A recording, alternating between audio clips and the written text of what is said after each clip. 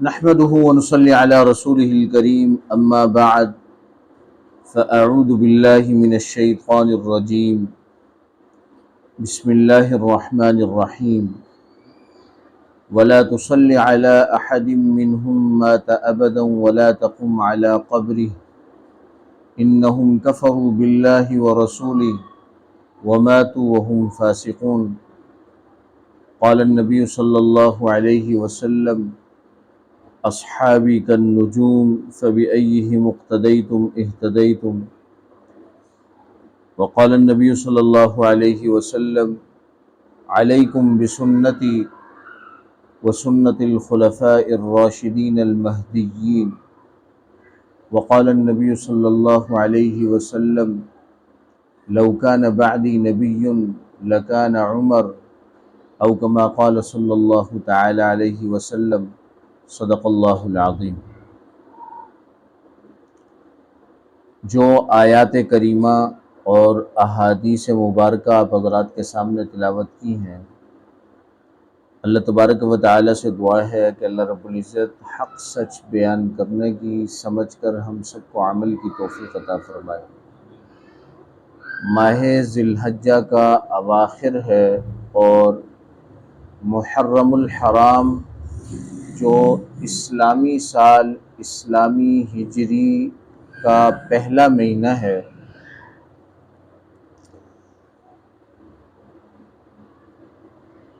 ہمارے درس میں بہت ساری باتوں پر نوجوان طبقے کو متوجہ کیا جاتا ہے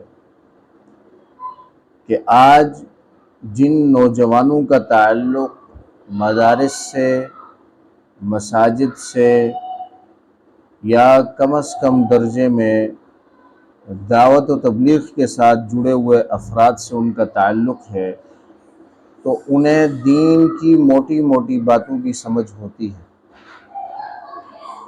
وگرنہ اگر عمومی طور پر اگر آج کے نوجوان سے یہ سوال کیا جائے کہ اسلامی مہینوں کا نام کیا ہے، تو بہت مشکل ہو جائے گا کہ ہمارے نوجوانوں کو یہ نام آ رہے ہوں۔ اس سے بھی آگے کی بات یہ ہے کہ اگر ہمارے نوجوان طبقے، بالخصوص اس میں 9ویں 10ویں کے بچے بھی ہوں، اگر ان سے پوچھا جائے کہ ہمارے مسلمانوں کے خلفاء کا نام کیا ہے اور پہلے خلیفہ کون ہیں، تو بہت سارے نوجوان ایسے ہیں کہ جن بیچاروں کو یہاں تک بات سمجھ میں نہیں آئی یا ان کی معلومات میں نہیں آئی یا انہوں نے دلچسپی نہیں لی کہ ہمارے پہلے خلیفہ کون ہیں، دوسرے خلیفہ کون ہیں، تیسرے خلیفہ کون ہیں اور چوتھے خلیفہ کون ہیں۔ اب سوال پیدا یہ ہوتا ہے کہ اسلامی مہینوں کے نام ہمیں کیوں آنے چاہیے، یا خلفائے راشدین کے نام ہمیں کیوں آنے چاہیے، کیوں ضروری ہے؟ تو اس کا بالکل آسان جواب یہ ہے کہ اسلامی مہینوں کے نام اس لیے آنے چاہیے کہ شریعت کے بہت سارے مسائل کا تعلق اسلامی مہینوں کے ساتھ جڑا ہوا ہے۔ ہماری جو بڑی بڑی عبادات ہیں، بالخصوص رمضان المبارک، اس کا تعلق اسلامی مہینے سے ہے۔ اسی طریقے سے حج بڑی عبادت ہے، اس کا تعلق اسلامی مہینے سے۔ اسی طریقے سے اس امت کو جو بڑی راتیں عنایت کی گئیں، شب برات، شب قدر، ذی الحجہ کی ابتدائی 10 راتیں جو بڑے بڑے فضائل پر مشتمل ہیں، ان راتوں کا تعلق اسلامی مہینے سے ہے۔ اب اگر آئیں اس سوال پر کہ خلفائے راشدین کے بارے میں علم کیوں ضروری ہے،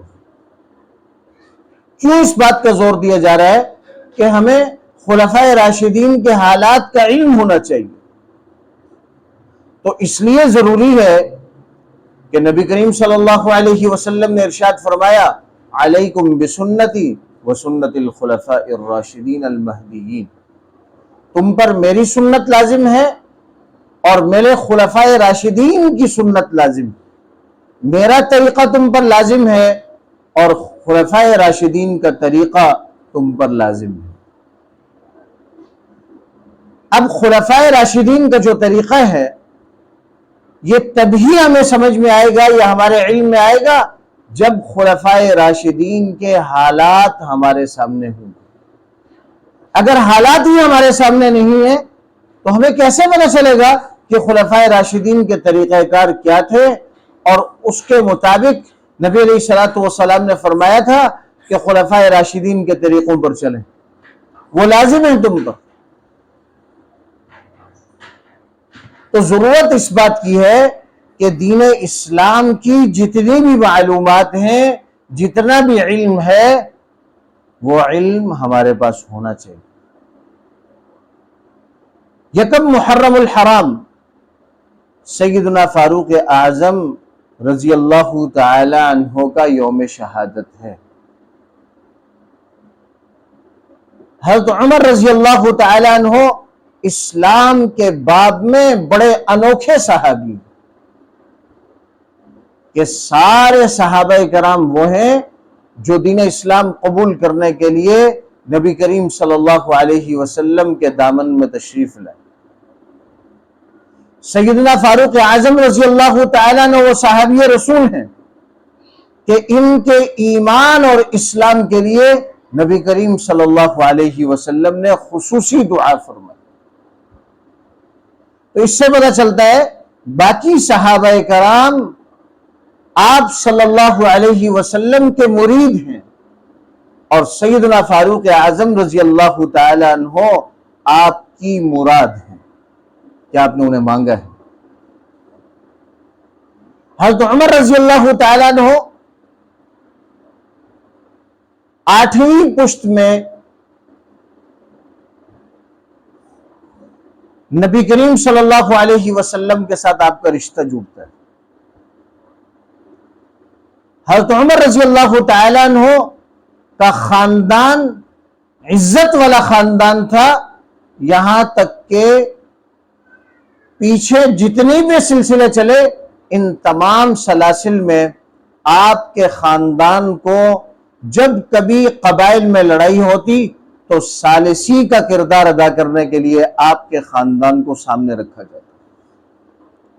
حضرت عمر رضی اللہ تعالیٰ عنہ لڑکپن کی زندگی تو پردہ خفا میں ہے، جب جوانی میں آئے تو جوانی میں عربوں کے ہاں جتنی بھی ضروریات تھی وہ تمام کی تمام آپ نے سیکھی۔ چنانچہ آپ کو سب سے زیادہ گھڑ سواری میں بہت زیادہ مہارت تھی۔ انساب نسبوں کا علم عربوں کے ہاں مشہور تھا، انساب کا علم تھا آپ کے پاس۔ اسی طریقے سے لکھنا پڑھنا آپ جانتے تھے، عبرانی زبان آپ کو فر آتی تھی۔ یہی وجہ ہے کہ آپ ایک مقام پر تورات پڑھ رہے تھے اور جیسے جیسے آپ پڑھتے گئے تو نبی علیہ الصلوۃ والسلام کا چہرہ متغیر ہوا۔ آپ صلی اللہ علیہ وسلم نے فرمایا کہ اب قرآن کے علاوہ کسی اور کتاب کے پڑھنے کی اجازت نہیں۔ تو آپ کے اس پڑھنے سے پتہ چلتا ہے کہ عبرانی زبان میں آپ کو عبور حاصل۔ اسلام لانے سے قبل اسلام اور مسلمانوں کے سخت دشمن، اور جیسے ہی نبی علیہ الصلوۃ والسلام نے نبوت اور رسالت کا اعلان کیا تو یہ اعلان نامانوس تھا۔ جہاں تک ممکن ہوا تو آپ نے کوشش کی کہ اس آواز کو دبایا جائے، اور آپ رضی اللہ تعالیٰ عنہ کی ایک کنیز تھی، وہ اسلام قبول کر لی اس نے، آپ اسے خوب مارتے اور مار مار کر تھک جاتے، لیکن وہ کنیز دین اسلام سے نہیں پھری۔ آپ بھی بہت جری اور بہادر تھے، لیکن نبی کریم صلی اللہ علیہ وسلم نے جس کا کلمہ جس صحابی رسول نے پڑھا اس پر جتنا بھی تشدد کیا گیا وہ دین اسلام سے پھرے نہیں، استقامت کے ساتھ دین اسلام کے ساتھ جڑے رہے۔ اور آپ کے اسلام قبول کرنے کا سبب ایک تو نبی علیہ الصلوۃ والسلام کی دعا تھی، اور دوسرا اس بات سے متاثر تھے کہ جتنے لوگوں کو میں نے زد و کوب کیا کوئی ایک بندہ ایسا نہیں کہ میرے تشدد کی وجہ سے اس نے اسلام چھوڑا ہو۔ یہ بات آپ کو بڑی متاثر کرتی تھی کہ جو ایک مرتبہ محمد کا کلمہ پڑھتا ہے پھر جتنا بھی تشدد اس پر ہو جائے وہ نبی علیہ الصلوۃ والسلام کا دامن نہیں چھوڑتا۔ چنانچہ نبی کریم صلی اللہ علیہ وسلم نے دعا فرمائی، اے اللہ اسلام کی عزت کے لیے عمر بن خطاب کو یا ابن حشام ان دونوں میں سے کسی ایک کو اسلام قبول کرنے کی توفیق عطا فرما تاکہ دین اسلام کو عزت حاصل۔ چنانچہ نبی کریم صلی اللہ علیہ وسلم کی یہ دعا حضرت عمر بن خطاب رضی اللہ تعالیٰ عنہ کے حق میں قبول ہوئی اور بڑے عجیب انداز سے قبول ہوئی۔ ادھر دعا کا اثر ہے اور ادھر حضرت عمر رضی اللہ تعالیٰ عنہ نبی کریم صلی اللہ علیہ وسلم کا کام تمام کرنے تلوار لٹکائے ہوئے نکلے۔ راستے میں ایک شخص ملے جن کا نام غالباً نعیم ہے۔ انہوں نے کہا کہ اے عمر کس ارادے سے چل پڑے ہو؟ حضرت عمر رضی اللہ تعالیٰ عنہ نے فرمایا کہ میں آج محمد کا کام تمام کرنے چلا۔ اس شخص نے کہا کہ آپ کی بہن اور بہنوئی اسلام قبول کر چکے ہیں، آپ کیا محمد کا کام تمام کریں گے؟ آپ کے گھر میں لوگ مسلمان ہو چکے ہیں۔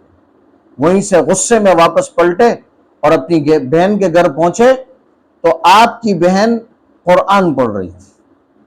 وہ آواز کانوں میں پڑی، آہٹ محسوس کر کے وہ اوراق جو تھے جز جو قرآن کے تھے، چاہے وہ تختی پر لکھے ہوئے تھے یا اوراق میں یا کسی چمڑے پر، انہیں فوراً چھپا دیا۔ حضرت عمر رضی اللہ تعالیٰ نے گھر میں تشریف لائے، فرمایا کہ کیا پڑھ رہے تھے؟ کہا کچھ نہیں۔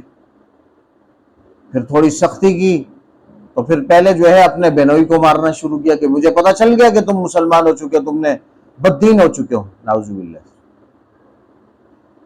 اب جب ان کو بچانے کے لیے بہن سامنے آئی تو بہن کو بھی اس قدر مارا کہ وہ لہو لہان ہو گئی۔ اب بہن نے کہا کہ عمر،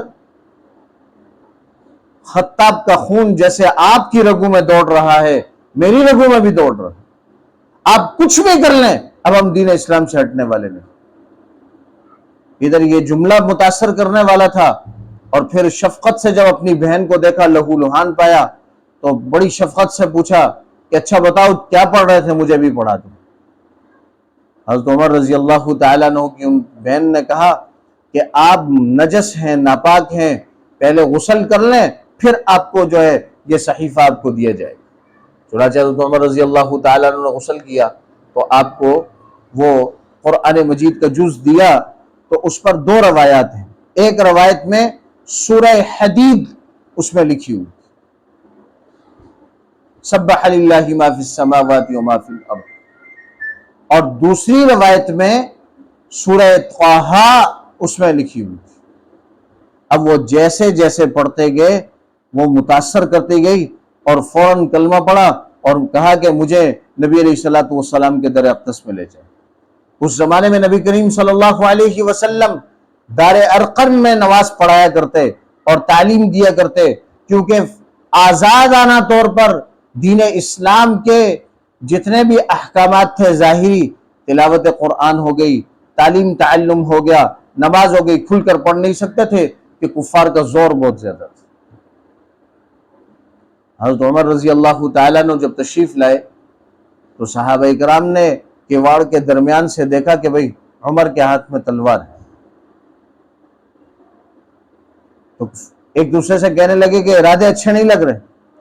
حضرت حمزہ رضی اللہ تعالیٰ نے بڑے بہادر صحابی، نبی کریم صلی اللہ علیہ وسلم کے چچا، بڑا تاریخی جواب دیا کہ آنے دو، اگر اچھے ارادے سے آئے تو بہت اچھی بات ہے، وگرنہ انہی کی تلوار سے ان کا سر قلم کر دو۔ داخل ہوئے تو نبی کریم صلی اللہ علیہ وسلم اٹھے اور حضرت عمر رضی اللہ تعالیٰ عنہ کا دامن پکڑا اور پکڑ کر جھنجھوڑا کہ عمر کیوں آئے ہو؟ حضرت عمر رضی اللہ تعالیٰ عنہ نے کہا کہ میں کلمہ پڑھنے کے لیے آیا ہوں۔ نبی کریم صلی اللہ علیہ وسلم نے اللہ اکبر کی صدا لگائی، تمام صحابہ کرام نے یہ کوہ صفا کے نیچے یہ گھر تھا دار ارقم، یہ جب صدا لگی تو اس صدا کی گونج اٹھی مکہ میں، اور وہ دن تھا کہ جس دن نبی کریم صلی اللہ علیہ وسلم کی دعا کا اثر کہ اسلام کو عزت ملے، اللہ تبارک و تعالی نے حضرت عمر رضی اللہ تعالیٰ عنہ کے اسلام لانے پر حضرت عمر رضی اللہ تعالیٰ عنہ نے فرمایا کہ آج کے بعد ہم نماز دار ارقم میں نہیں بلکہ بیت اللہ میں پڑھیں۔ اب عمر آ چکا ہے، عمر کے ہوتے ہوئے اب چھپ کر نماز نہیں ہوگی بلکہ بیت اللہ میں نماز۔ اور حضرت عمر رضی اللہ تعالی عنہ کے علم میں تھا کہ مسلمان بڑی قسم پرسی کی حالت میں وقت گزار رہے ہیں، بڑے مظالم ڈائے جا رہے ہیں، تو اس بات کو سمجھتے ہوئے اب نبی علیہ الصلوۃ والسلام کو اور صحابہ کرام کو لے جا کر کعبۃ اللہ میں سب سے پہلی نماز پڑھی۔ حضرت عمر رضی اللہ تعالیٰ عنہ کے بارے میں آتا ہے کہ آپ 39ویں یا 40ویں مسلمان۔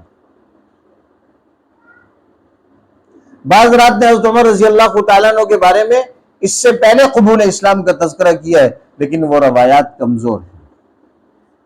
اب حضرت عمر رضی اللہ تعالیٰ عنہ کا دور شروع ہوا، آپ انتہائی زیرک تھے، اور جب بھی کوئی بات کہتے تو بڑی جاندار رائے دیتے۔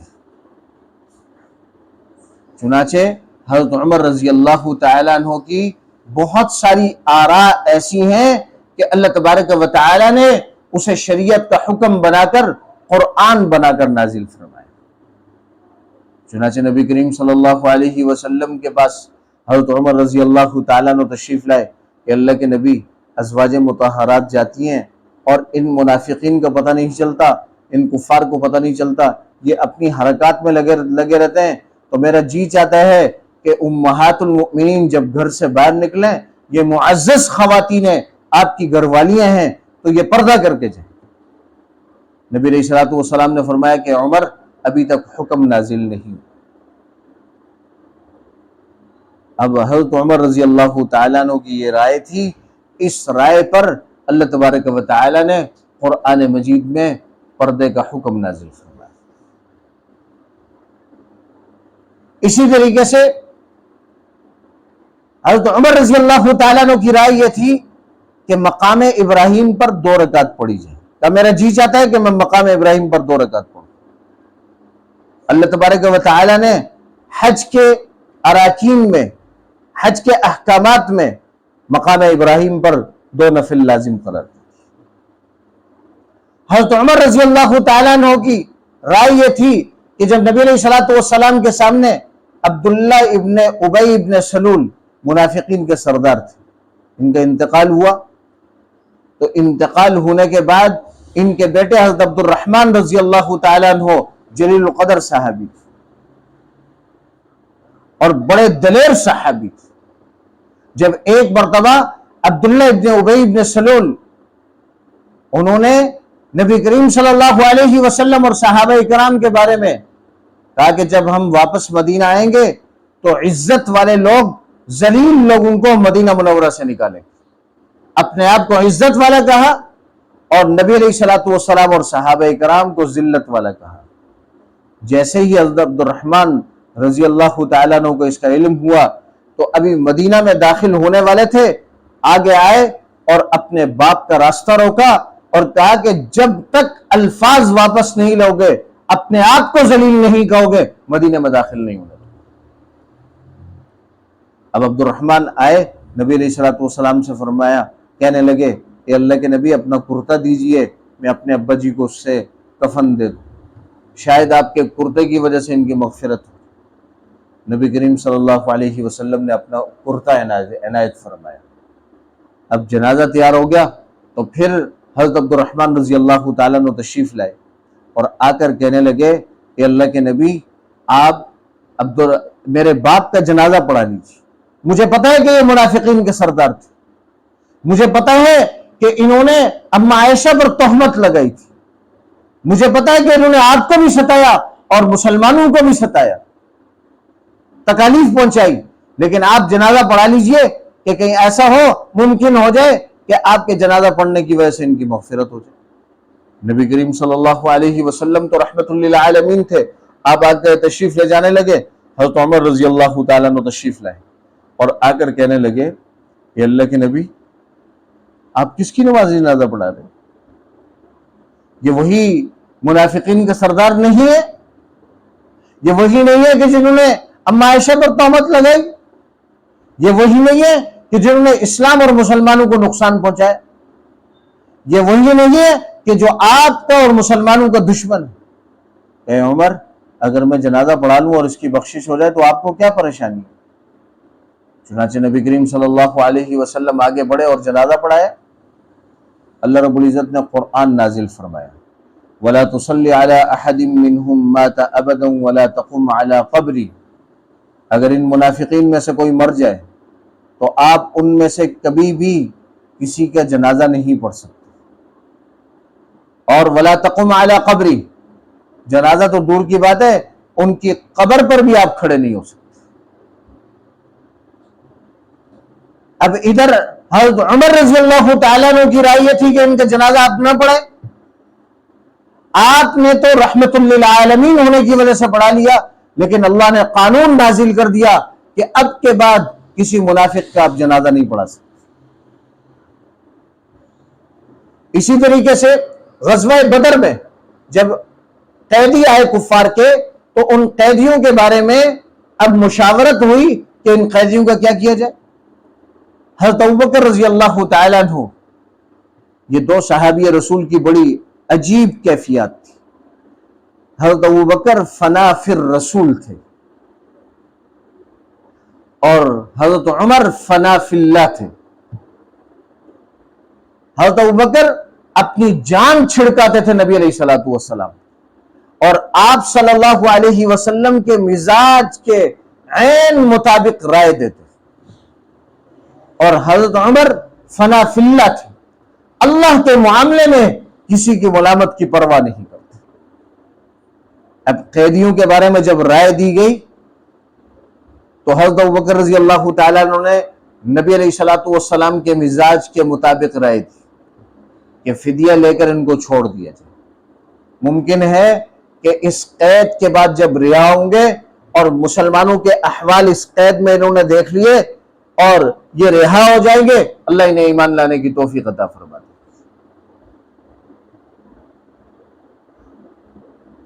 اور جو فدیہ آئے گا اس سے مسلمانوں کو فائدہ پہنچ جائے گا، جو پیسے آئیں گے۔ حضرت عمر رضی اللہ تعالیٰ عنہ کی رائے کیا تھی؟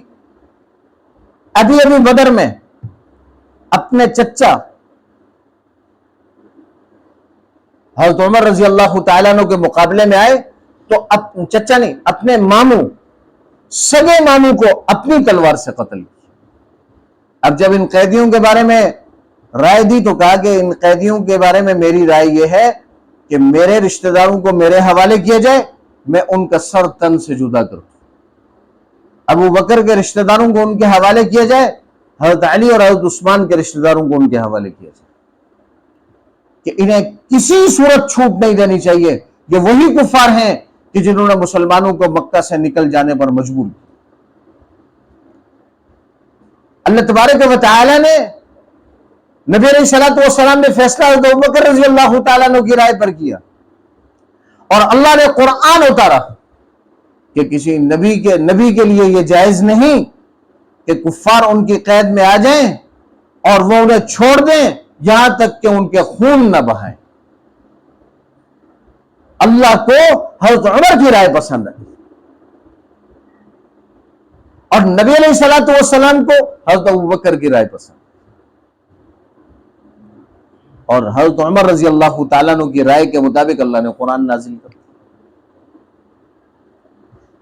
یہی وجہ ہے کہ نبی کریم صلی اللہ علیہ وسلم نے ارشاد فرمایا، لو کان بعدی نبی لکان عمر، اگر میرے بعد اگر نبوت کا سلسلہ جاری ہوتا تو عمر کا سر اس لائق تھا کہ اس پر نبوت کا تاج پہنایا جائے۔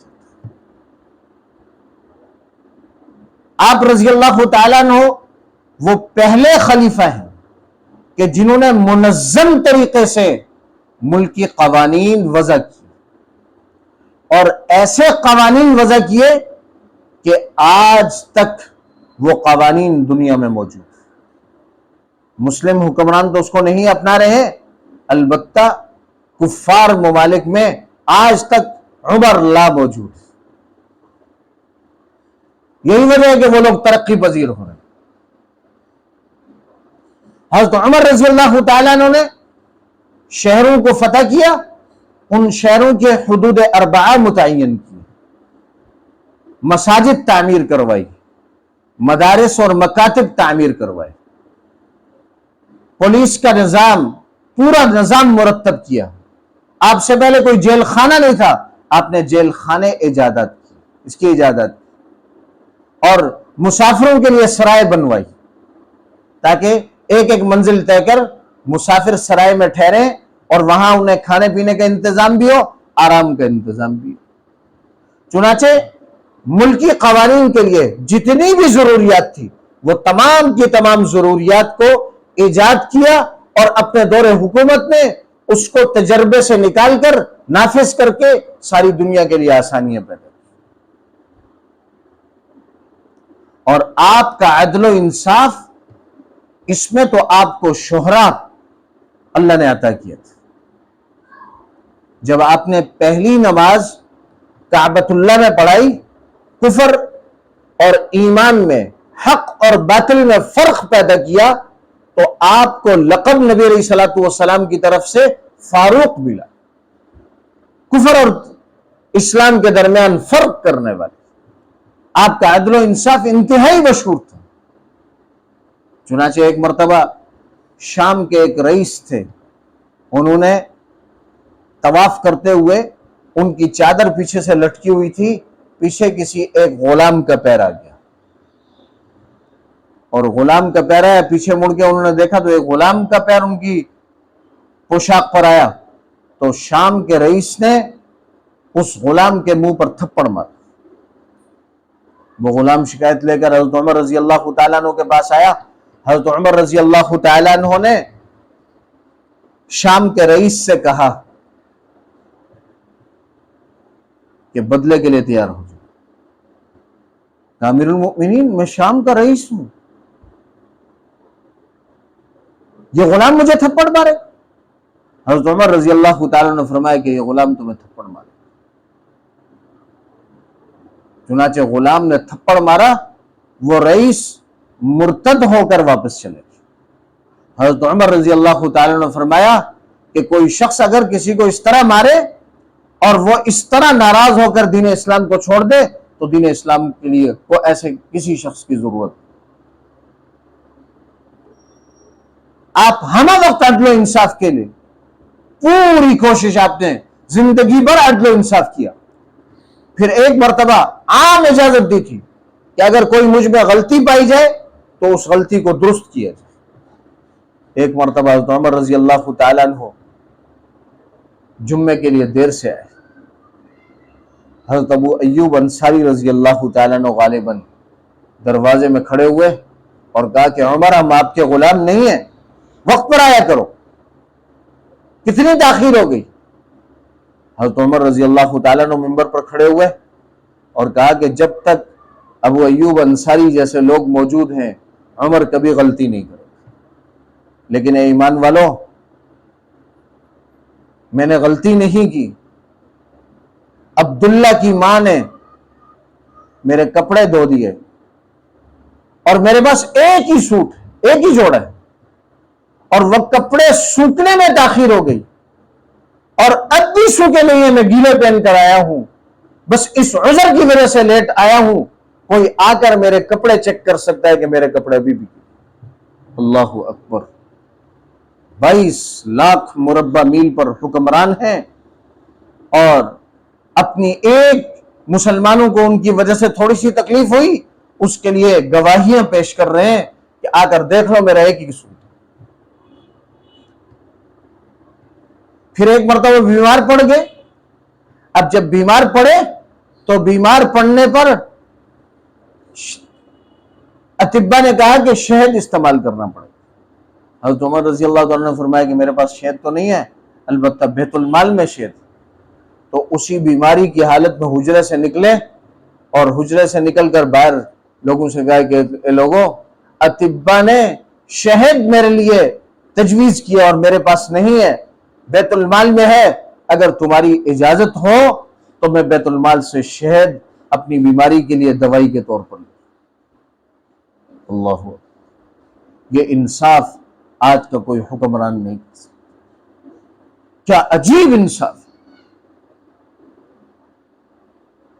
گرامی قدر سامعین، آج ہم تنزلی کا شکار اس لیے ہیں کہ ہم نے اس بات پر توجہ نہیں دی کہ ہمارا آئیڈیل کون ہے۔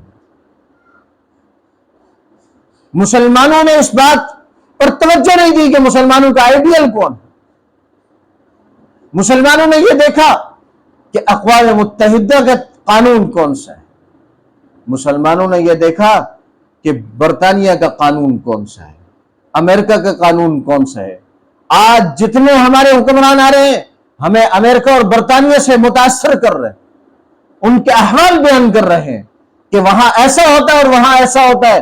آپ کھریت کے دیکھ لیں کہ ان کے سامنے حضرت عمر رضی اللہ تعالیٰ عنہ کا قانون ہے کہ جس قانون کو سامنے رکھ کر وہ اپنے ملک کے نظام بنائے۔ ہمارا آئیڈیل خلفائے راشدین، ہمارے حکمرانوں کا آئیڈیل خلفائے راشدین ہونا چاہیے۔ اگر خلفائے راشدین ہوگا تب جا کر اس لا الہ الا اللہ کے نام پر بننے والے ملک ریاست اسلامی پاکستان کے حالات درست ہوں، عدل و انصاف قائم ہوگا حضرت عمر رضی اللہ تعالیٰ عنہ والا، تب جا کر اس ملک کے حالات بدلی ہوں۔ پھر حضرت عمر رضی اللہ تعالیٰ عنہ کو ایک مجوسی غلام تھا، ابو لولو فیروز، ایرانی غلام تھا، اور وہ ایک غلام تھا۔ اس نے آ کر شکایت کی، امیر المؤمنین، میرا مالک جو ہے وہ مجھ سے ٹیکس جزیہ زیادہ لیتا ہے۔ آپ نے ان کے مالک سے جب معلوم کیا تو اس کے پاس جو ہے یہ نجار تھا، نجار بڑا ہی تھا، لکڑی کا کام کرتا تھا۔ تو لکڑی کے کام میں جب حضرت عمر رضی اللہ تعالیٰ نے تفتیش کی تو بہت زیادہ کماتا تھا، تو اس کمائی کے اعتبار سے وہ جزیہ مناسب تھا، تو فیصلہ مالک کے حق میں چلا گیا۔ غالباً حضرت مغیرہ بن شعبہ رضی اللہ تعالیٰ نے ان کے مالک تھے، تو فیصلہ جب ان کے حق میں گیا تو اسے دل میں حضرت عمر رضی اللہ تعالیٰ عنہ سے نفرت بڑھ گئی۔ تو حضرت عمر رضی اللہ تعالیٰ عنہ نے ان سے کہا کہ بھئی جو ہے نا چکی کا ایک پارٹ میرے لیے بنا دو۔ کہا بھئی آپ کے لیے تو ایسی چکی بناؤں گا کہ جس کا ساری دنیا میں شہرہ ہوگا۔ حضرت عمر رضی اللہ تعالیٰ عنہ نے کہا کہ دیکھیں غلام مجھے دھمکی دے رہا۔ چنانچہ فجر کی نماز میں غالباً حضرت عمر رضی اللہ تعالیٰ عنہ نماز پڑھا رہے تھے، یہ ابو لولو فیروز مجوسی خنجر پر زہر آلود خنجر لے کر حضرت عمر رضی اللہ تعالیٰ عنہ پر وار کیے، اور ان واروں کی وجہ سے آپ کا خون زیادہ بہہ گیا، آپ بے ہوش ہوئے۔